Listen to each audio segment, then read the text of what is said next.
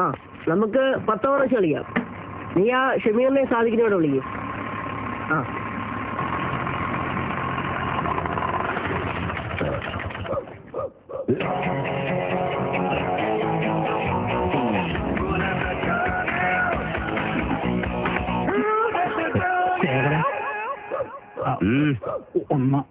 ഞാൻ ഒഴിച്ചു, നീ ഒഴിച്ചിട്ട് വാ. അതിനല്ല, ഒന്നങ്ങോട്ട് ഒരു കാര്യം. അതെ, പേരൂരിൽ 5 ഗുണ്ടകളെ കൊണ്ട് വരാന്ന് നീ വാക്ക് പറഞ്ഞത് കൊണ്ടാ ഞാൻ കടയുടെ ചാവിയായിട്ട് വന്നത്.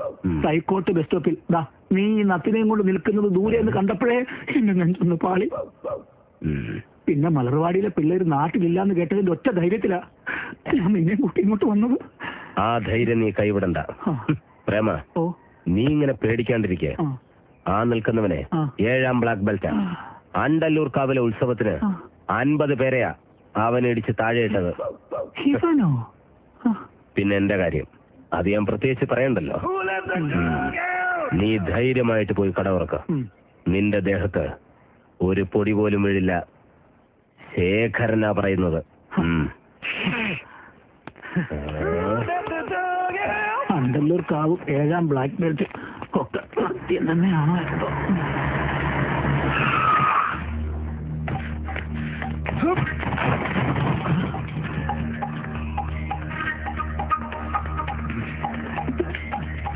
രാജാ രാജാ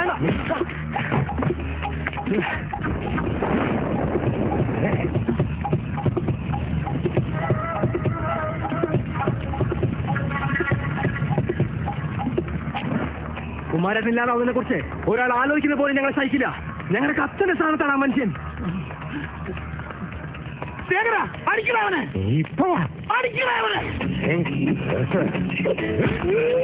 ശേഖരന്റെ നാട്ടി മേടിച്ച് നീ അടങ്ങുമല്ലടാ.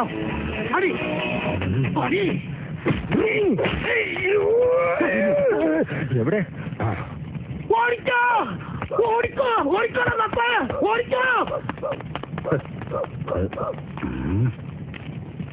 നിനക്ക് പ്രാന്താളാ പന്നി. ഓടിച്ചോ പ്രേമ, പതിയെ പോടാ. എനിക്ക് ദേശത്തെ വഴിയേറിയില്ലാന്ന്.